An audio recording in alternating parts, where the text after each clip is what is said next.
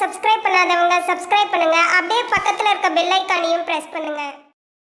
மீனராசி அன்பர்களே, சுக்கிர பெயர்ச்சியால் என்ன பலன்? 25 நாட்கள் 21/8/2025 14/9/2025 வரை சுக்கிர பகவான் உங்க ராசிக்கு 5ஆம் இடம் என்று சொல்லக்கூடிய பூர்வ புண்ணியஸ்தானம் பஞ்சமஸ்தானத்துல போய் அமர்கிறார்.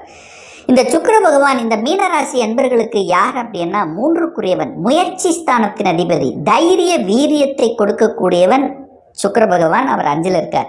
அதே சமயத்தில் 8க்குரியவன் அட்டமாதிபதி, வலிவேதனை துக்கம் துயரத்தை கொடுக்கக்கூடியவனும் அதே சுக்கிர பகவான் தான். அவர் 5ல் உட்கார்ந்திருக்கார். பொதுவாக பாவ கிரகங்கள் ஒரு கேந்திர ஸ்தானத்தில் இருக்கிறது சிறப்பு, சுப கிரகங்கள் கோணத்தில் இருக்கிறது சிறப்பு. ஸோ அந்த வகையில் கோணத்தில் தான் போய் திரிகோணத்தில் தான் போய் சுக்கிர பகவான் அமர்ந்திருக்கிறது சிறப்பு.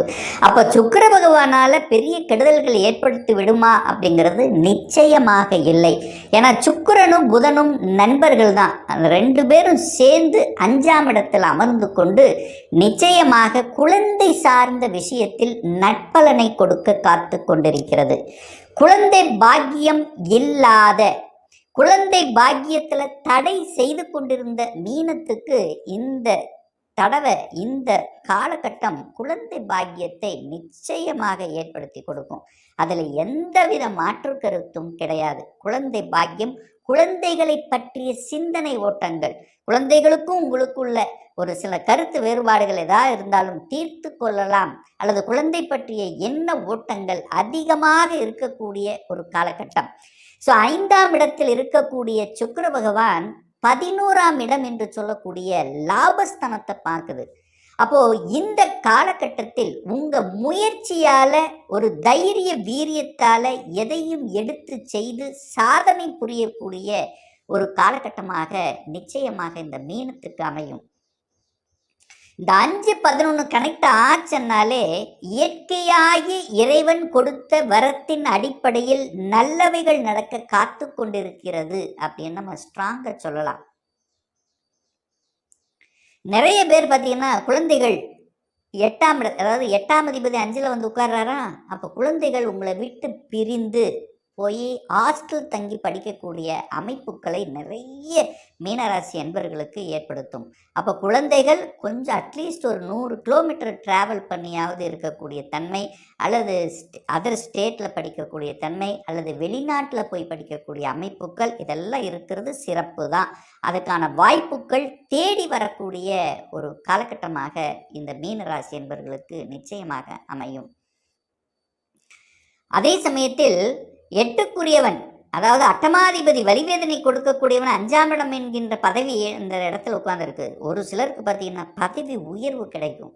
வழிகளை கொடுத்து கொண்டு சில காலகட்டமாக, சில மாதங்களாக ஒரு ப்ரமோஷன் கிடைக்கல, ஒரு இடமாற்றம் கிடைக்கல என்று ஆதங்கப்பட்டு கொண்டிருக்கக்கூடிய மீனத்துக்கு நன்மை கொடுக்கக்கூடிய ஒரு காலகட்டம். ஏன்னா சூரிய பகவானும் 6ஆம் இடத்துல ஆட்சி பலத்தோடு உள்ளார்.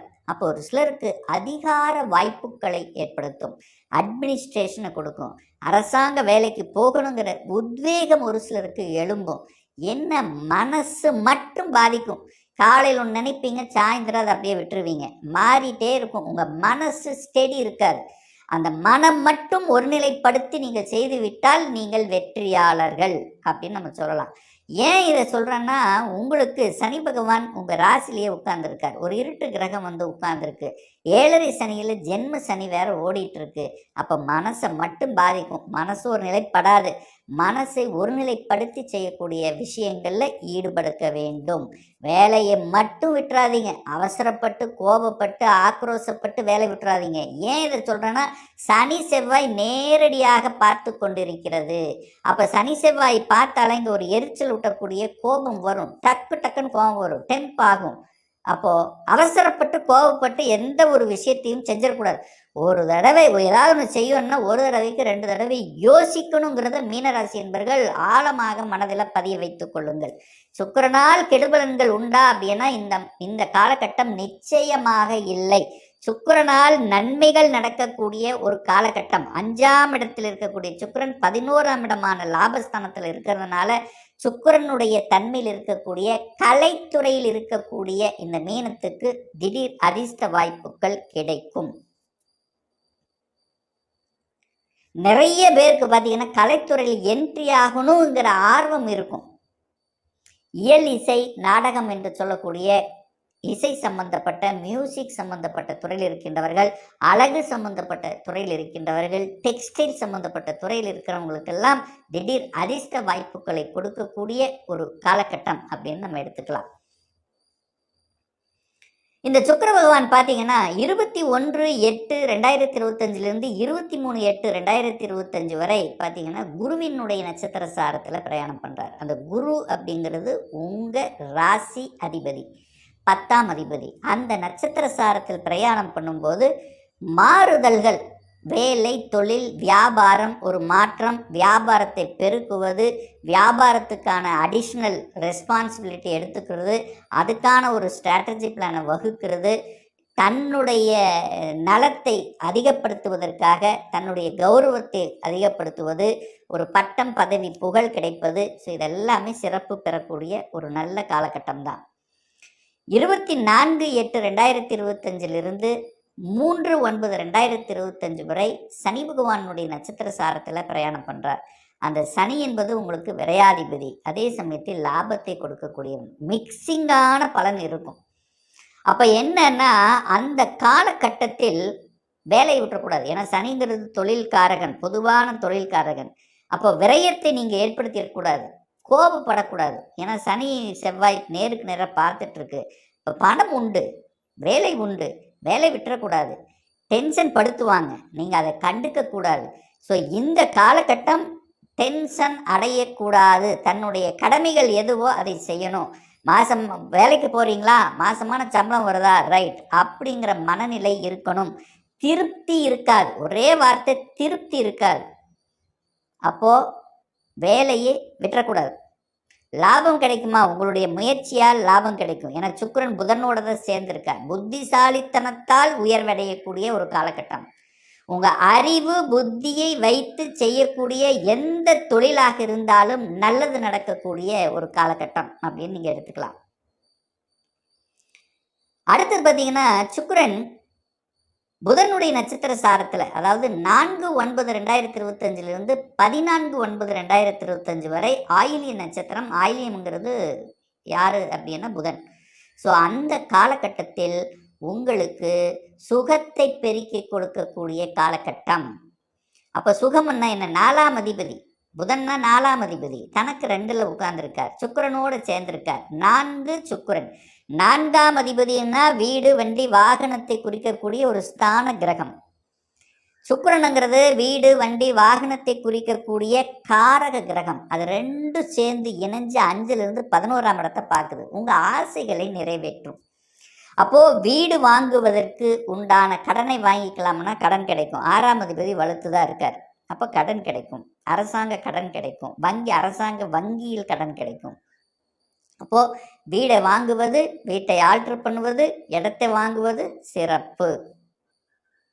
வாகனத்தை வாங்கக்கூடிய எண்ணம் இருக்கா, நிச்சயமாக அந்த எண்ணங்கள் பூர்த்தி ஆகும். ஏன்னா 11ஆம் இடத்தை பார்க்குது, உங்கள் ஆசைகள் நிறைவேறும். 2 வீலர்னா 4 வீலர், 4 வீலர்னா அதுக்கு அடுத்த பரிணாமம். ஸோ இப்படி வாகனம், வண்டி அல்லது அதற்கு உண்டான தொழிலை நடத்தி கொண்டிருப்பவர்கள் அல்லது அந்த வாகனத்துக்கு உண்டான உதிரி பாகங்களை தயாரித்து கொண்டிருப்பவர்கள், இது எல்லாமே சக்ஸஸ் கொடுக்கக்கூடிய ஒரு நல்ல காலகட்டம் இந்த காலகட்டம். ஏன்னா புதனோடு சேர்ந்திருக்கார். அப்போ தான் நிறைய பேர்த்துக்கு பார்த்தீங்கன்னா அந்த வாடிக்கையாளர்கள் அப்படின்னு பார்த்தீங்கன்னா நிறைய வரக்கூடிய அமைப்பு இருக்குது இந்த காலகட்டத்தில். அதே சமயத்தில் தகவல் தொடர்பு துறை, கம்யூனிகேஷன் நெட்வொர்க் எல்லாமே சிறப்பாக இருக்கும். அக்கௌண்ட், ஆடிட்டிங் இந்த மாதிரி துறையில் இருக்கிறவங்களுக்கும் சிறப்பு கொடுக்கும். ஸோ இந்த புதனுடைய நட்சத்திரத்தில் இருக்கக்கூடிய காலகட்டம் உங்களுக்கு சிறப்பை தரக்கூடிய திருமணம் சார்ந்த புதிய உறவுகள், அதே சமயத்தில் பார்த்தீங்கன்னா புதுசாக குழந்தை பாக்கியம் கிடைக்கிறது. ஸோ 5ஆம் இடத்துல தான் உட்கார்ந்துருக்கார். இப்போ குழந்தை பாக்கியம் கிடைக்கிறது, புதிய உறவு உங்களுக்கு கிடைக்கிறது, புதிய வீடு, வண்டி, வாகனங்கள் அமைப்பது. ஸோ இதெல்லாமே சக்ஸஸ் கொடுக்கக்கூடிய ஒரு நல்ல காலகட்டமாக அமையும். ஏன்னா சுக்கிரன் ஒரே விஷயம் என்னென்னா, சுக்கிரன் 8க்குரியவன், அட்டமாதிபதி. ஒரு வழியை கொடுத்து ஒரு மாதிரி ஒரு அழுத்தம் ப்ரெஷரை கொடுத்து விடுவார் அப்படின்னு அர்த்தம். அதுவும் உங்களுக்கு இப்போ ஜென்ம சனியாக இருக்கனால மனம் மட்டும் கன்ஃபியூஷனாக இருக்கும். எந்த ஒரு டிசிஷன் எடுத்தாலும் ஒரு தடவைக்கு 2 தடவை எடுக்கணும் என்பதை மட்டும் ஞாபகத்தில் வைத்துக்கொண்டு செயல்படுத்துங்கள். ஒரு நல்ல தெய்வ வழிபாடு அப்படின்னு எடுத்துட்டீங்கன்னு வச்சுங்களேன், சுக்கிரனுடைய ஜெயந்தி வர இருக்கிறது. எப்போ? ஆவணி மாதம் 31 16/9/2025 செவ்வாய்க்கிழமை. அப்போது உங்களுக்கு ஒரு வலி வேதனையை கொடுக்கக்கூடிய கிரகம் இருக்கக்கூடிய 9 கிரகங்களில் அதை சுக்கிரன் தான் சொல்லணும். அவர் தான் 8ஆம் அதிபதி, அட்டமாதிபதி. அப்போது அந்த வலி வேதனை துக்கம் துயரம் மற்றும் வழக்குகள், ஹெல்த் சார்ந்த பிரச்சனைகள், கடன் சார்ந்த பிரச்சனைகள், அதை தீர்க்க முடியல, இந்த மாதிரியான பிரச்சனையோடு இருக்கக்கூடிய மீனத்துக்கு அன்றைய தினம் நவ கிரகத்தில் இருக்கக்கூடிய சுக்கிர பகவானுக்கு வெண்பட்டு வஸ்திரத்தை அணிவித்து 6 நெய்விளக்கு தீபத்தை ஏற்றி நீங்கள் வழிபாடு செய்தீர்கள் என்றால் நிச்சயமாக நல்லது நடக்கும். அல்லது சுக்கிரனுடைய ஸ்தலம் என்று சொல்லக்கூடிய கும்பகோணத்தில் இருக்கக்கூடிய கஞ்சனூரில் இருக்கக்கூடிய அங்கே இருக்கக்கூடிய சுக்கிர பகவானை சென்று வழிபடுவது சிறப்பு. அல்லது ஸ்ரீரங்கம் சென்று வழிபடுவது, அல்லது ஏதாவது ஒரு சுக்கிரன் ஸ்தலம் சென்று வழிபடும் போது நிச்சயமாக நன்மைகள் கொடுக்குங்கிறதுல எந்தவித மாற்று கருத்தும் கிடையாது. மேலும் தகவலுக்கு எங்கள் சேனலை மறக்காமல் சப்ஸ்கிரைப் பண்ணுங்கள். நன்றி.